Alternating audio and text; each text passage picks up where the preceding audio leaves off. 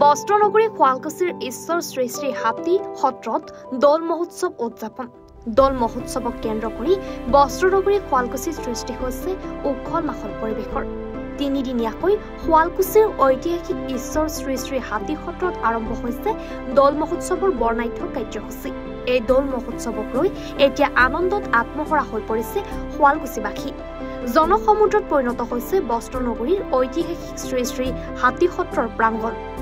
দৌল মহোৎসৱৰ পৰম্পৰা অনুসৰি প্ৰথম দিনা সন্ধিয়া কণ কণ শিশুসকলৰ দ্বাৰা কৃষ্ণ নৃত্য প্ৰদৰ্শন কৰাৰ লগতে গোসাঁইক লৈ নগৰ পৰিভ্ৰমণ তথা হলিকা দাহন কাৰ্যসূচী পালন কৰা হৈছে। সমান্তৰালভাৱে পৰম্পৰাগত বৰপেটাত তৈয়াৰী হস্ত নিৰ্মিত আতচবাজি প্ৰদৰ্শন কৰা হয়। এই আতচবাজিৰ পোহৰত যেন ৰঙীন হৈ পৰিছে বস্ত্ৰনগৰী শুৱালকুছিৰ আকাশ। এই পৰম্পৰা উপভোগ কৰিবলৈ দৌল উৎসৱৰ প্ৰথমটো দিনত হাজাৰ হাজাৰ ভক্তপ্ৰাণ ৰাইজে ভিৰ কৰিলে ঈশ্বৰ শ্ৰী শ্ৰী হাতী সত্ৰৰ প্ৰাংগণত। উল্লেখ্য যে দৌল মহোৎসৱৰ অন্তিম দিনা হাতী সত্ৰত অনুষ্ঠিত হ'ব পৰম্পৰাগত পুৰুষ আৰু মহিলাৰ বাঁহ ভঙা উৎসৱ। আজি প্ৰভু শ্ৰীকৃষ্ণৰ যিটো ভক্তিৰসৰ জৰিয়তে আজি শ্ৰী শ্ৰী ঈশ্বৰ হাতী সত্ৰৰ যিটো শুৱালকুছি আজি দৌল মহোৎসৱ আজি যিটো আয়োজিত হৈছে, বিশেষকৈ আতচবাজিৰ জৰিয়তে আজি যি দৌল মহোৎসৱ বাকী আৰম্ভ হৈছে। আজি সঁচাকৈ শুৱালকুছিত আহি মই নিজকে ধন্য হৈছোঁ, লগতে অভিভূত হৈছোঁ। আজি আমাৰ ভক্তপ্ৰাণ ৰাইজে যি ধৰণে ওলাই আহিছে স্বতঃস্ফূৰ্তভাৱে, ইয়াত ব্যাপক এই যিটো উৎসৱ বাকী আৰম্ভ হৈছে। ইয়াৰ জৰিয়তে অসমবাসীলৈ যিটো বাৰ্তা প্ৰেৰণ কৰিছে, আজি আমাৰ যিটো সমাজৰ পৰাই সংস্কৃতি নাইকিয়া কৰি এটা আগন্তুক দিনবিলাকত মাননীয় মুখ্যমন্ত্ৰী ডক্টৰ হিমন্ত বিশ্ব শৰ্মা মহোদয়ৰ নেতৃত্বত অসমখনে ভাৰতবৰ্ষৰ ভিতৰত অন্যান্য এটা মাত্ৰা লাভ কৰে। তাৰ নিমিত্তে ইয়াৰ পৰা আমি তেখেতলৈ আৰু লগতে প্ৰভু শ্ৰীকৃষ্ণৰ ওচৰত প্ৰাৰ্থনা জনাইছোঁ। সমগ্ৰ আমাৰ বস্ত্ৰনগৰী শুৱালকুছিৰ লগতে অসমবাসীৰ ৰাইজৰ কুশল মংগল কামনা কৰিছোঁ। নিশ্চয়কৈ এই সময়ত সকলো আমি চালক বন্ধুলৈ অনুৰোধ জনাইছোঁ, কোনো ধৰণৰ যাতে ৰাগিয়াল দ্ৰব্য সেৱন নকৰে আৰু সেৱন কৰি যাতে কোনো সময়তে গাড়ী যান বাহন নচলায়। আৰু বিশেষকৈ আমাৰ যুৱ প্ৰজন্মক আমি অনুৰোধ জনাইছোঁ, দুচকীয়া বাহন চলাওঁতে চলোৱাজন আৰু উঠি অহাজনে যাতে হেলমেটটো পৰিধান কৰে আৰু মোবাইলত যাতে কথা পাতি গাড়ী নচলায়, তীব্ৰ বেগত যাতে গাড়ী নচলায়।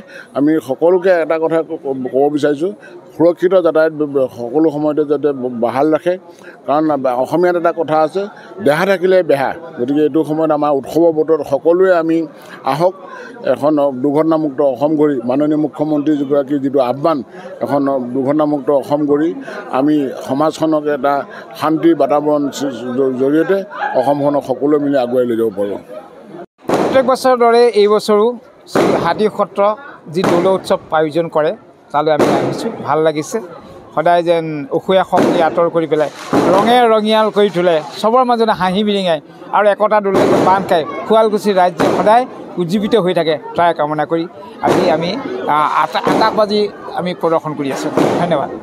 পৰম্পৰাগতভাৱে ঈশ্বৰ শ্ৰী শ্ৰী হাতী সত্ৰৰ এই দৌল মহোৎসৱ উদযাপন হৈ আছে। আজিও ইয়াৰ বিস্তৰ কাৰ্যসূচীৰে আজিৰ পৰা দৌল মহোৎসৱ উদযাপন হৈছে। ৰাতিপুৱা পতাকা উত্তোলনৰ পিছতে পদ প্ৰক্ষালন, পিতৃ মাতৃৰ পদ প্ৰক্ষালন, ধৰ্মীয় উৎসৱ, তাৰপিছত বক্তৃতা অনুষ্ঠান, এনেকৈ ধৰি আজি আতচবাজি, গোসাঁই দৌলত তোলোৱা, মেজি দাহকে হৈ এই পৰ্ব আজিৰ প্ৰথম দিনটোত চলি আছে। অলপ পিছতে নাট্যানুষ্ঠান নাট্য প্ৰদৰ্শন কৰিব। তাৰপিছত বিগত অহা 2 দিনত ভক্তিভৰা অনুষ্ঠান আছে। আইসকলৰ নাম প্ৰসংগ, বাপুসকলৰ নাম প্ৰসংগ, আবিৰ প্ৰসংগ। তৃতীয় দিনা বাঁহ ভঙা প্ৰতিযোগিতা, গোসাঁইৰ বিয়াকে আদি কৰি পৰম্পৰাগতভাৱে হাতী সত্ৰত দৌল উৎসৱ চলি আছে। এক আনন্দ উৎসৱ পৰিৱেশ। এই হাতী সত্ৰৰ লগতে শুৱালকুছিত বিভিন্ন স্থানত পৰম্পৰাগতভাৱে এই দৌল মহোৎসৱ চলি আছে। সকলোৱে আনন্দত মতলীয়া ভগৱান শ্ৰীকৃষ্ণৰ দৌল উৎসৱক লৈ আনন্দ উৎসৱ কৰি আছে। ই এক পৰম্পৰাগত অনুষ্ঠান, কৃষ্ণ বিবাহক লৈ চলা দৌল উৎসৱ।